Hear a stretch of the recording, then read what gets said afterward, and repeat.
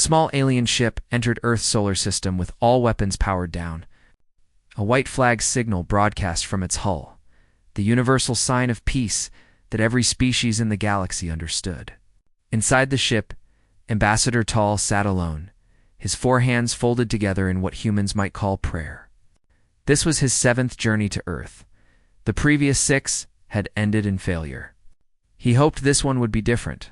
It would not be. On the bridge of the massive battleship Retribution, Admiral Park Doan watched the alien vessel approach on his screen. His face showed nothing. His eyes, dark and cold, tracked the ship like a predator watching wounded prey. Beside him stood Captain Kong Yuna, her arms crossed over her chest. "Another peace delegation," she said. "They never learn." "No," Doan replied. "They never do." 50 years ago, everything had been different. Humanity had looked up at the stars with wonder and hope. They had dreamed of meeting other intelligent life, of joining a galactic community, of learning the secrets of the universe. Then the Galactic Union arrived, and those dreams turned to ash. Duhan closed his eyes for a moment, and the memories came flooding back. He was 7 years old again, standing in the streets of Seoul with his mother and father and little sister. The sky had turned dark as massive alien ships blocked out the sun. A voice had echoed across the city, translated into every human language, primitive species detected. "For the safety of the galaxy, this world will be quarantined. Do not resist." But humans did resist. Of course they did. When had humans ever accepted chains without a fight? The aliens had not expected this. They had visited hundreds of worlds, and primitive species always submitted when they saw the power of the Union fleet. They did not understand that humans were different. They did not understand what they were dealing with, so they made an example. Seoul was the first city to burn. Then Sao Paulo, then Cairo. In 6 hours, 200 million human beings were dead. Doan's mother had pushed him into a drainage tunnel just before the beam struck. He had crawled through darkness for 3 days before rescue teams found him. His family was never found. There was nothing left to find. Admiral. A young officer's voice pulled him back to the present. "The alien ship is requesting permission to land." Tona opened his eyes. 50 years of rage burned behind them. "Denied, sir. They are citing galactic peace protocols. They say they carry a message from High Chancellor Vec himself. I don't care if they carry a message from whatever god they pray to." Doan stood and walked toward the main screen. "Open a channel. All frequencies. I want every ship in this system, every station, every colony, and every listening post in the galaxy to hear this." The communications officer hesitated for only a second. "Channel open, Admiral." Doan stared at the screen. Somewhere out there, billions of alien eyes would soon be watching. Good. Let them watch. Let them remember. "This is Admiral Park Doan of the United Earth Fleet. 50 years ago, you came to our world. You looked at us and saw animals to be caged. You burned our cities. You murdered our children. You thought you could break us?" He paused, and when he spoke again, his voice was ice. "You were wrong. You did not break us. You woke us up. And now we are coming. Not for peace. Not for negotiation. Not for your apologies or your treaties. We are coming to burn your stars just as you burned our cities. Every world that supported the attack. Every species that looked away while our people died. Every corner of your precious Union. We will not stop until the galaxy knows what you taught us that day. Pain, loss, fear, you will feel them all." He cut the channel in the alien ship. Ambassador Tall lowered his head. His mission had failed before it even began. As his ship turned away from Earth, he wondered how his people had made such a terrible mistake. They had meant to protect the galaxy from a dangerous young species. Instead, they had created a nightmare, deep in the heart of Earth's largest military base. Dr. Ohana stood before a massive device that hummed with terrible power. She was small and thin, with tired eyes and hands that never stopped shaking. She had not slept properly in years. How could she, knowing what she had built? General Baek Sunwoo entered the room, his boots echoing on the metal floor. He was old now, in his 70s, but he still carried himself like a soldier. He had been a young man during the bombardment. He had watched his entire unit burn. "Is it ready?" he asked. Hannah nodded slowly. "Project Prometheus is complete. The device can destabilize a star's core. One shot, and an entire solar system dies." Sunwoo was quiet for a long moment. "Good, good." Hannah turned to face him. "General, this weapon can kill billions. Not just soldiers. Children. Families. Innocent people who had nothing to do with what happened to Earth." "Their leaders made a choice," Sunwoo said. "Now, they live with the results of that choice. Or they don't live at all." He walked closer to the device, studying it with something like admiration. "Do you know what I remember most about that day? Not the fire. Not the screams. The silence afterward. Walking through streets where there were no streets anymore. Looking for survivors and finding nothing but shadows burned into walls." He looked at her. "They taught us what the galaxy really is. Not a community. Not a family. A jungle. And we were prey. Now we're the predators." On the homeworld of the Galactic Union, High Chancellor Vec watched Admiral Doan's broadcast in his private chamber. Around him, his advisors whispered in fear. The humans had been fighting for 30 years now, and they showed no signs of stopping. Every fleet sent against them was destroyed. Every world they targeted fell. They fought with a fury that no species had ever seen. "What do we do?" someone asked. Vec had no answer. He remembered the vote 50 years ago. When the Council had decided to quarantine Earth, he had been a young politician then, and he had voted yes. It had seemed so simple, so logical. Contain the dangerous species before they spread. Protect the galaxy. Now, the galaxy was burning. And it was all his fault. Elder Myra, ancient and gray, stepped forward. Her species lived for thousands of years, and she had seen empires rise and fall. "I warned you," she said, her voice like dry leaves. "The old records spoke of species like them. Deathworlders, born on planets that would kill any of us. Shaped by evolution into perfect survivors. Perfect warriors." She looked at the screen, where Doan's face was frozen in cold determination. "You cannot cage such creatures. You can only pray they never notice you. And you made them notice." The chamber fell silent. Outside, the stars burned on, waiting for humanity to come and darken them forever. The third assault. Fleet dropped out of faster-than-light travel like wolves emerging from darkness. 47 human warships, their hulls scarred from 100 battles, faced a Union defense force of over 200 vessels. By any reasonable calculation, the humans should have retreated. Captain Kong Yuna smiled. "All ships," she said calmly, "attack pattern Sigma. No retreat. No surrender." On the Union flagship, Commander Dren watched the human fleet charge directly into his forces. His species had 4 eyes, and all of them widened in disbelief. "They are insane," he whispered. "They have less than a quarter of our numbers." His tactical officer confirmed what the sensors showed. "They are not slowing down, Commander. They are accelerating. That is impossible. At that speed, they cannot maneuver. They will crash directly into our formation." "Yes, Commander. That appears to be their intention." Dren felt something he had never felt before in his long military career. Fear. Pure, cold fear. What kind of species flew into certain death with smiles on their faces? The battle lasted 3 hours. When it was over, 31 human ships remained. The Union fleet was gone. Completely gone. The humans had rammed their damaged vessels into enemy ships, choosing death over retreat. They had ejected their crews into space and used empty ships as missiles. They had fought hand-to-hand when their weapons failed, soldiers in broken armor boarding Union ships and killing until they were killed. "Commander," Dren escaped with only his command shuttle. As he fled through the debris field, he passed a human fighter drifting in space. The pilot inside was dead, but his hand was still raised in an ancient human gesture. A single finger pointed upward. Dren did not understand what it meant. But somehow, he knew it was not a friendly message.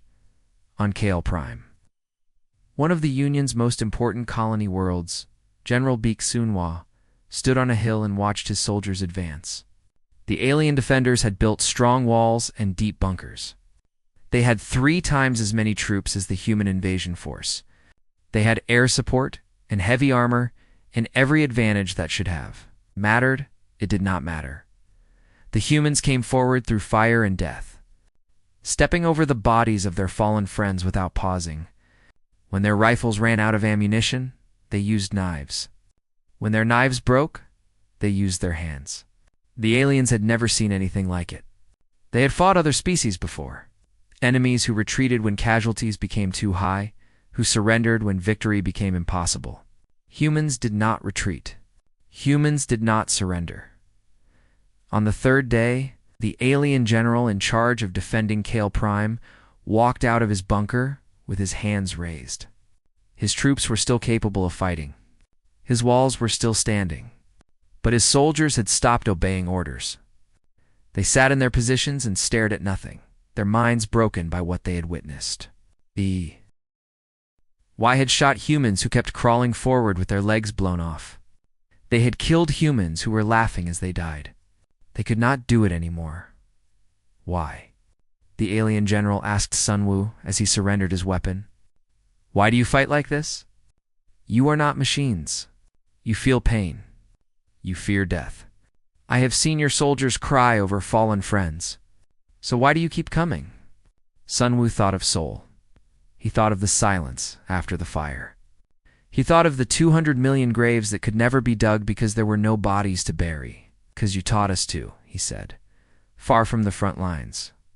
Ambassador Tall had undertaken a secret mission of his own. While Union leadership focused on the war, he had traveled to Earth alone, disguised as a merchant. He needed to understand. The Union had attacked many species over the centuries. Some had fought back briefly, before accepting defeat. None had responded like humanity. What made them different? He found his answer in a small museum in what had once been Seoul. The building stood in the middle of a vast memorial, surrounded by gardens and stone monuments. Inside were photographs. Millions of photographs. Faces of the dead. Children and grandparents and young couples and babies who never got the chance to grow up. Every wall, floor to ceiling, was covered with them. A human woman sat at the entrance. Her hair was white with age, and her eyes were distant. Tall approached her carefully, keeping his disguise intact. "What is this place?" he asked. The woman looked at him. For a moment, Tall thought she could see through his disguise, could see the alien beneath the false skin. But she only smiled sadly. "This is where we remember," she said. "Every child born on Earth comes here before they turn 10. They walk through these halls. They see these faces. And they learn." She paused. "My grandmother's picture is on the east wall. 3rd row from the bottom. She was 6 years old when she died." All felt something twist in his chest. His species did not cry, but if they could, he would have wept. "How do you live with so much pain?" he asked. The woman's smile faded. "We don't live with it.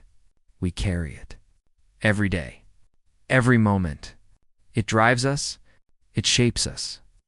She looked at the walls of faces. They want us to forget. To move on. To accept peace and let the past be the past.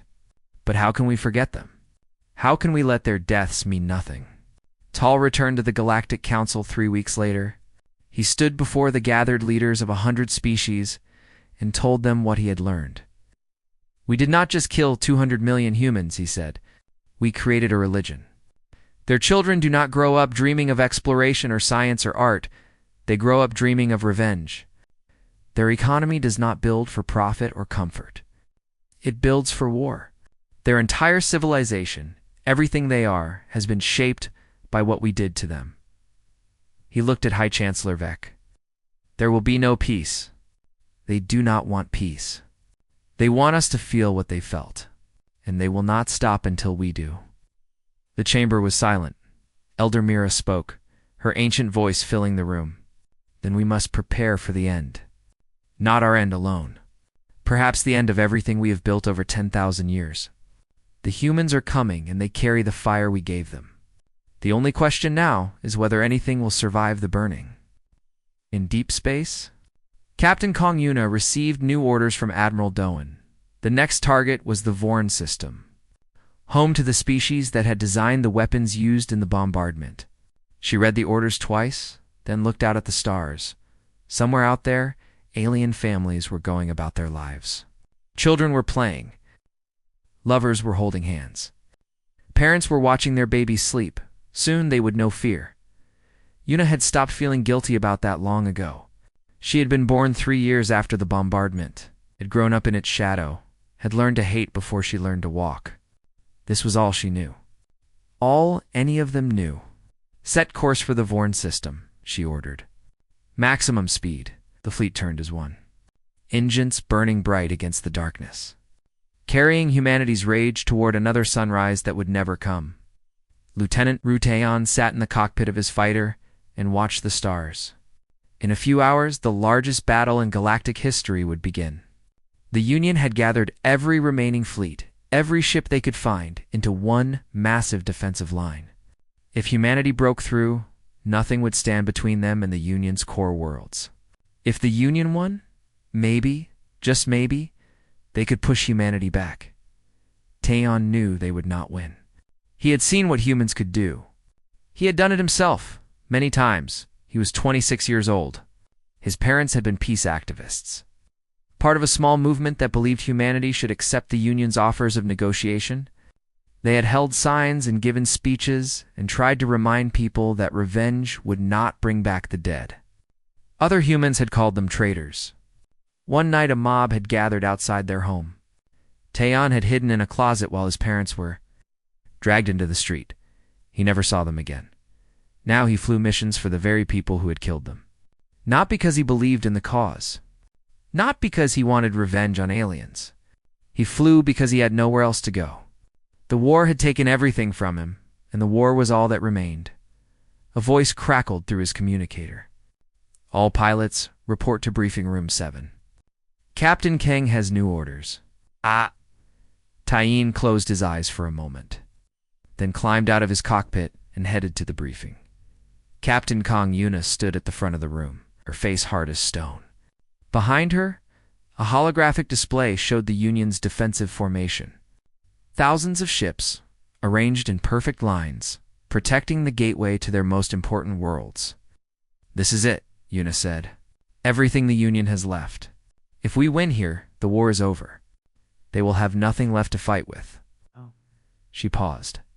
Admiral Doan has authorized the use of Project Prometheus. The room went quiet. Everyone knew what Prometheus was, the weapon that could kill stars. Our target is the Zellan Sun, Yuna continued. It powers the gateway station that controls access to the core worlds. When the sun dies, the gateway dies with it.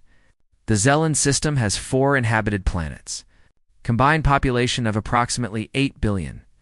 8 billion lives, Taeon thought. Gone in an instant. He looked around the room at his fellow pilots. Some looked eager. Some looked nervous. None looked troubled by the numbers. Why would they? 8 billion was nothing compared to what the aliens had done to Earth. An eye for an eye. A star for a city. On the Union flagship, Commander Dren prepared for what he knew would be his final battle. He had studied humans for years now, had learned everything he could about these impossible creatures. He respected them. He feared them. And in some strange way, he admired them. He watched footage of human soldiers from earlier battles. Before each fight, they gathered together and did something no Union species ever did. They sang, they told jokes, they laughed. Dren had asked human prisoners about this once, and they had tried to explain. Life is short, they said. Death is certain. So you find joy where you can. His species did not understand joy. They had evolved on a peaceful world where food was plentiful and predators did not exist. They had never needed to laugh in the face of death because death had never hunted them. Perhaps that was why they were losing, commander and officer reported. The human fleet is approaching. They are not slowing down. Of course they were not. They never did. All ships, Dren ordered, prepare to engage. Today we fight for our homes, our families, our future. Whatever happens, we face it with courage." His officers saluted, but Dren could see the fear in their eyes. They had all heard the stories. They knew what was coming. Dr. Ohana stood in the weapon control room of the battleship Retribution, her hands hovering over the console that would fire the Prometheus device. Admiral Doan stood beside her, his eyes fixed on the view screen. "When I give the order," he said, "you press that button. Do you understand?" Hannah nodded slowly. "I understand. Do you have doubts?" She thought about the question. Did she have doubts? She had built this weapon. She had spent 15 years of her life making it possible. Every night, she dreamed of the Zelen system. She dreamed of children who would never grow up, of lovers who would never grow old together, of lives that would end before they truly began. "No," she lied. "No doubts." Doan studied her face for a moment. "I had a sister once. She was 4 years old when the bombardment happened. She loved to draw. Her favorite color was yellow." He turned back to the view screen. They didn't think about her when they pressed their button. They didn't lose sleep over her yellow drawings. So we don't lose sleep over their children. We can't. If we do, we become weak. And weak people don't survive. The battle began. Human ships crashed into the Union line with the fury of a breaking storm. Fighters swarmed through the chaos, pilots dying by the hundreds as they cleared paths for the larger vessels. Commander Dren fought brilliantly, using every trick he had learned, every strategy he had developed. For a few hours, it seemed like the Union might hold. Then the Retribution broke through. "Not," Doan said. Hannah pressed the button. The Prometheus device fired a beam of pure energy into the heart of the Zelen sun. For a moment, nothing happened.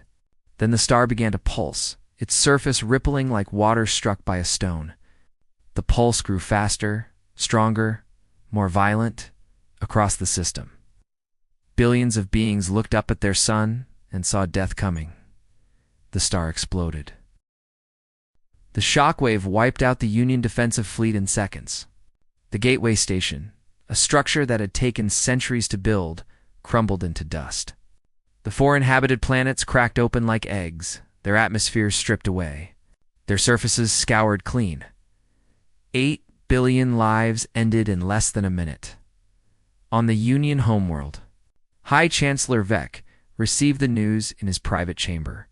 His aide showed him the sensor data, the casualty estimates. The footage of the star's final moments. Vec said nothing for a long time. Then he spoke, his voice barely a whisper. "What have we created?" He thought of the vote 50 years ago. He thought of his own hand, raised in favor of attacking Earth. Such a simple gesture, such terrible consequences. The humans had learned well from their teachers. They had learned that the universe was cruel, that power was everything, that mercy was weakness. They had learned to destroy without hesitation, to kill without guilt, to burn without looking back. The Union had made them this way. And now, the Union would pay the price. On the Retribution, Taeyeon sat in his cockpit and stared at the place where the Zelen sun had been. Nothing remained but expanding gas and drifting debris. 8 billion lives, reduced to atoms. He thought about his parents. They had believed that humanity could be better than this. They had died for that belief. Looking at the grave of a star, Taeyeon wondered if they had been right. He wondered if humanity had gone too far. He wondered if there was anything left inside them except rage and pain. But those were dangerous thoughts. Dangerous and useless. The war would continue. The killing would continue. And he would keep flying, keep fighting, keep surviving. Because that was all any of them knew how to do anymore.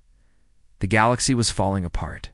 With the defensive line destroyed and the gateway gone, human fleets spread across Union space like fire through dry grass. Species that had been proud members of the galactic community for thousands of years now sent desperate messages to Earth, begging for individual peace treaties. They offered money, technology, territory, anything humanity wanted. Admiral Park Doan refused them all. Unconditional surrender, he broadcast to the galaxy. From the entire Union, nothing less. On the bridge of the Retribution, Captain Kong Yuna received orders to intercept an alien convoy fleeing toward the Outer Rim. Intelligence suggested it was carrying military supplies. When her fleet caught the convoy, they discovered something different. Colony ships. Refugee ships. Filled with civilians running from the war. "What are your orders, Captain?" her first officer asked. Yuna stared at the ships on her view screen. The largest one had been damaged in the chase, its engines failing, its hull venting atmosphere. She could see escape pods launching, small figures floating in the void. "Board them," she finally said. "Take them prisoner. No killing." Captain Admiral Doan's standing orders are too. I know what the orders are. Yuna's voice was sharp. "Board them. That's my decision." The boarding operation took 6 hours. When it was over, 15,000 alien refugees sat in the cargo bays of human warships. Most of them were old. Many were children. They huddled together in fear, waiting to die. Yuna walked through the cargo bay slowly, looking at faces that did not look so different from human faces. They had eyes that showed terror. They had parents holding children. They had young ones who did not understand why everything was happening. A small alien child, No more than 5 or 6 years old by human standards, sat alone in a corner. She was a Lorn, the same species as Elder Mira. Her skin was gray, her eyes large and dark. She watched Yuna approach with the quiet acceptance of someone who had already given up hope. Yuna knelt down in front of her. "Where are your parents?" The child did not answer. She probably did not speak the human language, but she understood the tone. She pointed at the ceiling. Up, away, gone. Yuna had a daughter on Earth. She was 7 years old. She liked to build things with blocks, and she laughed when Yuna tickled her feet. Yuna had not seen her in 18 months. Looking at this alien child, Yuna saw her daughter's eyes. She stood up quickly and walked away. Her hands were shaking. For the first time in years, she felt something other than anger. She felt doubt. On the Union homeworld, Elder Mira made a decision. She was old, older than any other member of the council, and she had watched civilizations rise and fall. She knew that sometimes the only way to save something was to sacrifice everything. She traveled alone, without guards or escorts, to the human front lines. She requested a meeting with Admiral Doan. When asked why she had come, she gave a simple answer: to ask a question. They met in a small room on a captured space station. Doan sat across from her, his eyes cold, his hands resting on the table. Between them sat a loaded weapon, a reminder of what humans could do. "Ask your question," Doan said. Mira folded her ancient hands. "What happens after you win?" Doan was silent. "You will win," Myra continued. "We both know this. Your species is stronger, fiercer, more determined than anything the galaxy has ever seen. Within a year, perhaps 2, the Union will fall. Every species that voted to attack Earth will be destroyed or enslaved. Your revenge will be complete." She leaned forward. "And then what?" "Then we will be safe," Doan said. "No one will ever threaten humanity again." Safe. Mira tasted the word. "Yes, perhaps. But what will you be? A species that destroys stars. A species that kills billions without hesitation. A species defined entirely by hatred and rage." She shook her head slowly. "We created you. Our fear and arrogance shaped you into what you are. But you can choose to become something different. The question is whether you want to." Doan's expression did not change. "You want to talk about choices? Your council chose to burn my world.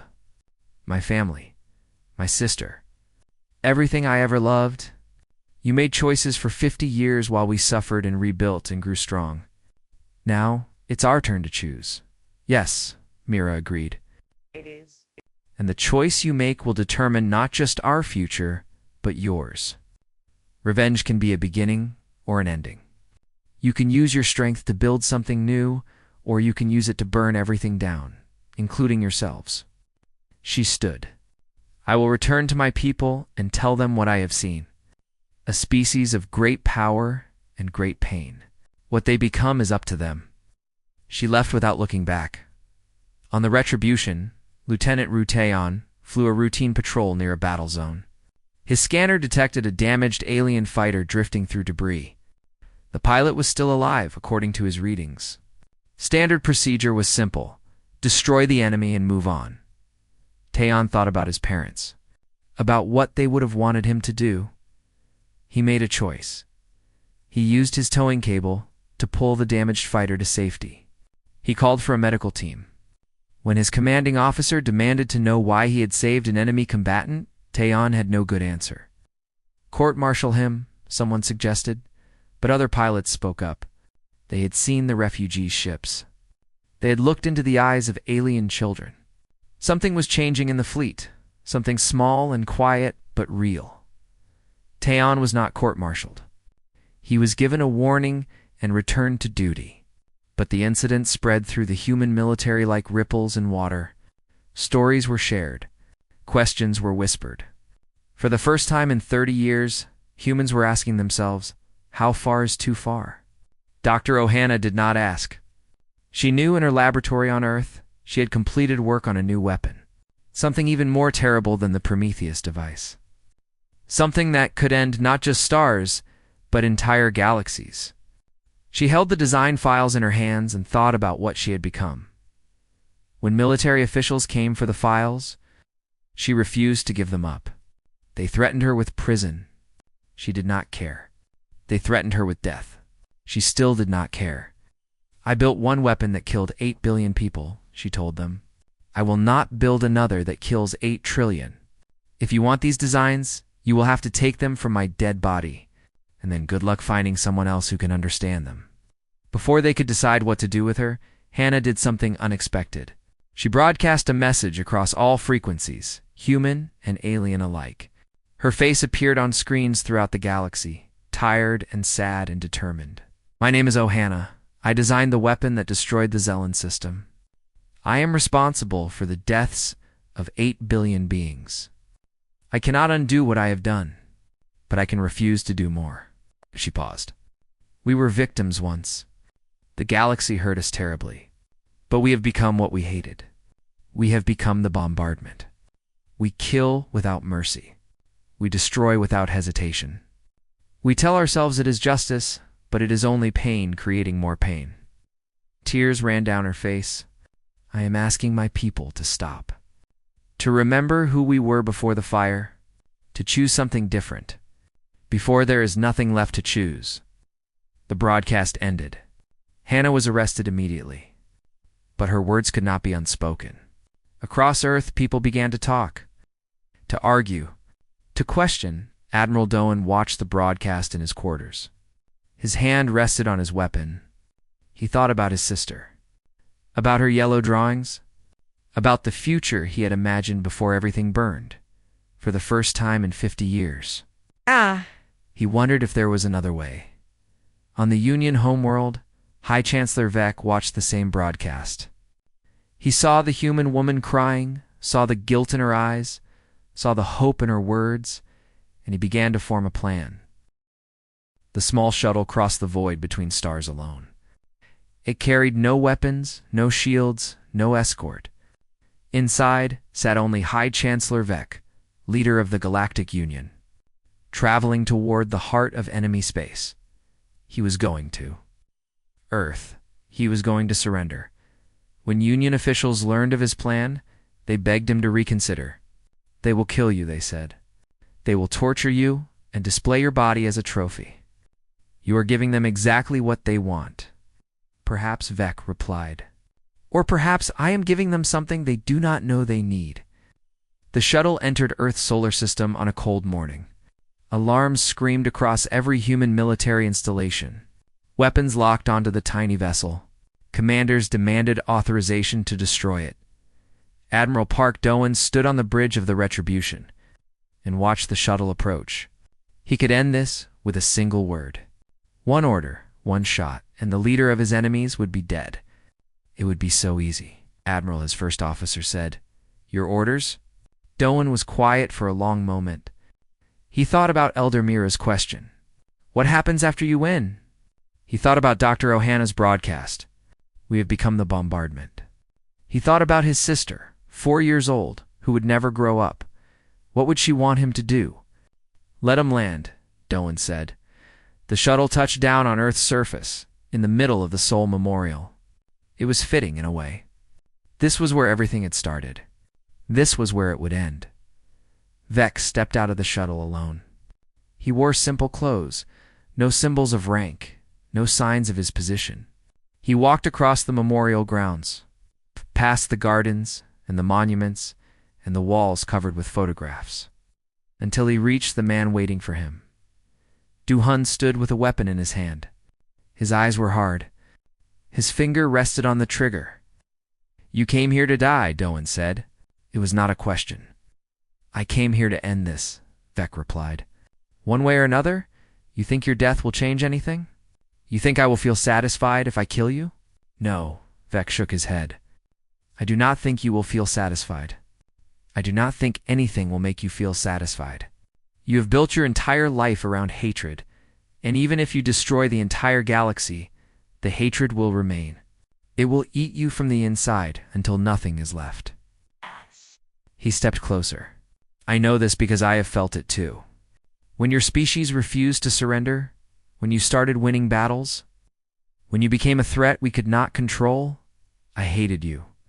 I wanted you all dead. I dreamed of finishing what we started 50 years ago." Doan's grip on the weapon tightened. "But hate is a fire that consumes everything it touches," Vec continued, "including the one who carries it. I do not want my people to burn any longer. I do not want your people to burn any longer. So I have come to give you what you want. My life, my surrender, my acceptance of responsibility for what we did." He spread his hands. "Kill me if that is what you need. I will not resist. But I ask you, as the last act of a dying leader to a living one, to spare my people. They have suffered enough.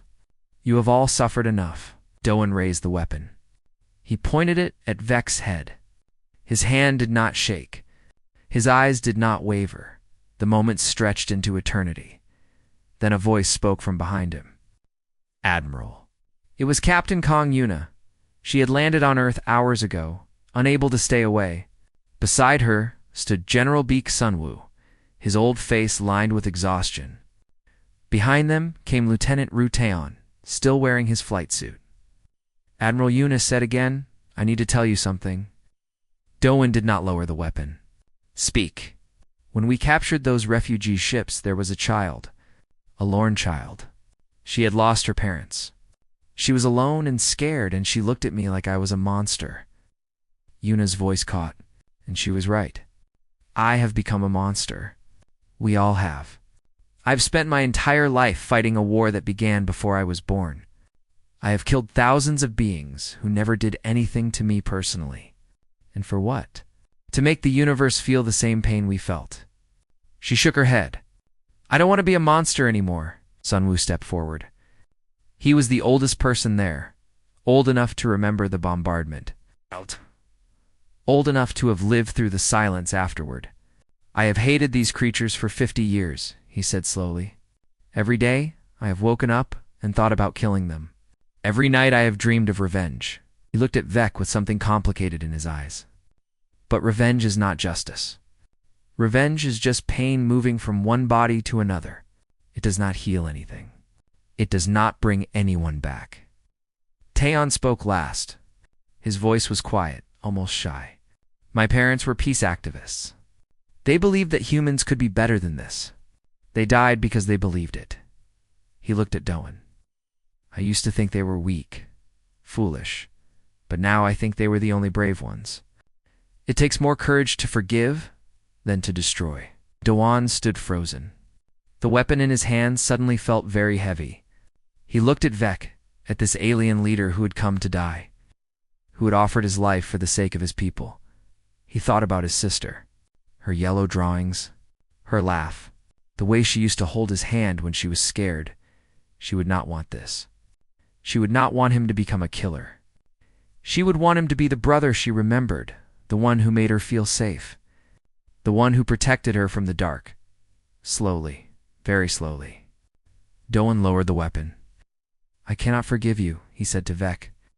I do not know if I will ever be able to forgive you. What you did to us, what your people did, it will never be okay. The dead will never come back. The pain will never fully heal. Mada nodded. I know, but I am tired. Doan's voice cracked. For the first time in decades, he sounded like a human being instead of a weapon. I am so tired of hating, of fighting, of watching people die for something that happened before most of them were born. He looked at the memorial around them, at the millions of faces on the walls. They deserved better than this. All of them. Ours and yours. They deserved a universe where children do not grow up as soldiers, where stars do not become graves, where peace is something more than a brief pause between wars. He dropped the weapon. It clattered on the stone ground. The war is over, Doan said. We will negotiate terms. They will be harsh. Reparations, disarmament, oversight. Your people will pay for what they did for a very long time. He stepped closer to Vec and looked directly into his eyes. But we will not destroy you. We will not become what you were. We will show you, and ourselves, and the entire universe, that humans can be more than our pain. Vec bowed his head. Thank you, he whispered. Do not thank me. This is not mercy. This is choice. We are choosing what we want to become, and we are choosing not to be you. The news spread across the galaxy within hours. The war was ending, not with total destruction, but with something far more unexpected, something far more difficult: peace. 1 week later, Doan stood alone in the Soul Memorial. It was night, and the stars shone down on the Garden of the Dead. He walked slowly along the wall, reading names he had memorized long ago. His mother, his father, his little sister Yuna found him there, as she somehow knew she would. She stood beside him without speaking. Sometimes there were no words. Sometimes presence was enough. Did we do the right thing? Dohan finally asked. I don't know, Yuna admitted. Maybe we will never know. Maybe there is no right thing, only less wrong things. It's 50 years. Doan touched the wall, tracing his sister's name with his fingers. I spent 50 years trying to make them pay. And in the end, what did I accomplish? More death. More pain. More children who will grow up without parents. You accomplished something else, Yuna said. You stopped. When you had the power to destroy everything, you chose not to. That matters. Doan was quiet for a long moment. Then he spoke, his voice soft and sad, and somehow, for the first time in decades, peaceful. We showed them what humanity becomes when wounded. Now we have to show them, and ourselves, what we become when we choose to heal. He turned away from the wall and looked up at the stars. Somewhere out there, former enemies were learning to live in a new reality. Former soldiers were returning home. Former weapons were being dismantled. It would not be easy. It would take generations. The scars would never fully fade. But for the first time in 30 years, the future held something other than fire. It held hope. Across the galaxy, on thousands of worlds, beings looked up at the sky. The guns had fallen silent. The bombs had stopped falling. The stars were still burning, but now they burned for light instead of destruction. It was not a happy ending. There are no happy endings in stories about war. But it was an ending, and sometimes that is enough. Sometimes choosing to stop is the bravest thing anyone can do.